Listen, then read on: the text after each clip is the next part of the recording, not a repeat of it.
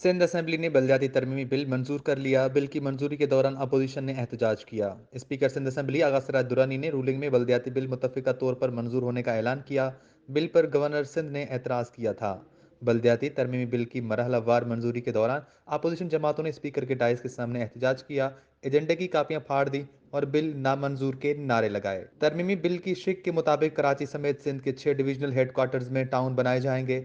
Town और municipal committees के chairman का इंतखाब शो ऑफ हैंड के जरिए होगा। बलदियाती कौंसिल के चेयरमैन का इलेक्शन सीक्रेट बैलेट से कराने का शिक वापस ले लिया गया।